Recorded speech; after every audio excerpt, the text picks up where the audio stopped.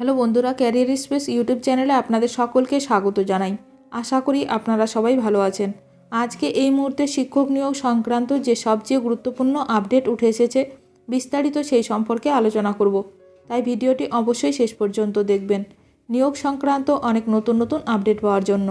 বন্ধুরা, শিক্ষা সংক্রান্ত ও চাকরি সংক্রান্ত সমস্ত রকমের লেটেস্ট আপডেট আপনারা এই চ্যানেলে পাবেন।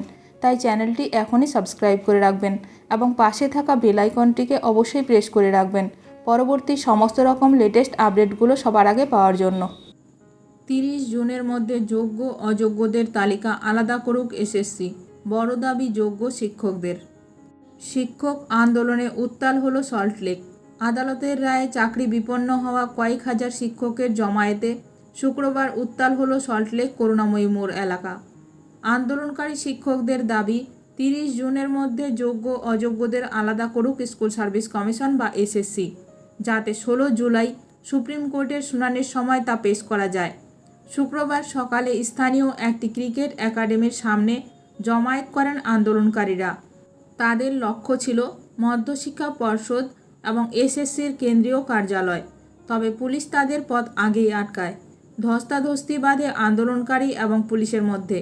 অনেকেই ব্যারিকেড এড়িয়ে রাস্তার ডিভাইডার টপকে ভবনগুলির উদ্দেশ্যে ছুটে যেতে থাকেন। তাদের ধরে ফেলে পুলিশ। জনা 8 আন্দোলনকারীকে গ্রেপ্তারও করে পুলিশ। পরে 3টি প্রতিনিধি দল এসএসসি, মধ্যশিক্ষা পর্ষদ এবং বিকাশ ভবনে গিয়ে স্মারকলিপি জমা দিয়ে আসে। আন্দোলনের ফলে গোটা এলাকায় যান চলাচল ব্যাহত হয়।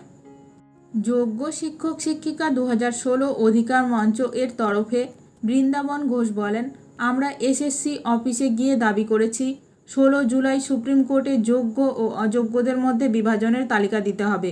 বিকাশ ভবন এবং মধ্যশিক্ষা পর্ষদে গিয়ে দাবি করা হয়েছে 2016 সালে নিযুক্ত অযোগ্য শিক্ষকেরা যাতে মুচলেখা দেন সে বিষয়ে স্কুল শিক্ষা দপ্তরকে নির্দেশ দিতে হবে। সুপ্রিম কোর্টের অর্ডারে স্পষ্ট বলা আছে, যাদের নিয়োগ অবৈধ বলে অভিযোগ কেবল তাদেরই মুচলেখা দিতে হবে, যোগ্যদের কোনো মুচলেখা দিতে হবে না।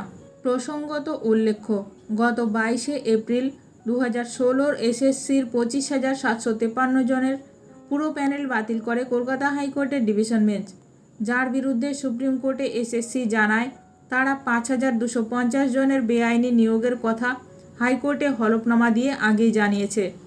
তাহলে পুরো প্যানেল বাতিল হলো কেন? সুপ্রিম কোর্ট এর পরে হাইকোর্টের নির্দেশে স্থগিতাদেশ দেয়। এই মামলার পরবর্তী শুনানি 16 জুলাই। তাই সেদিন পর্যন্ত ওই প্যানেলে থাকা সকলের চাকরি বহাল আছে।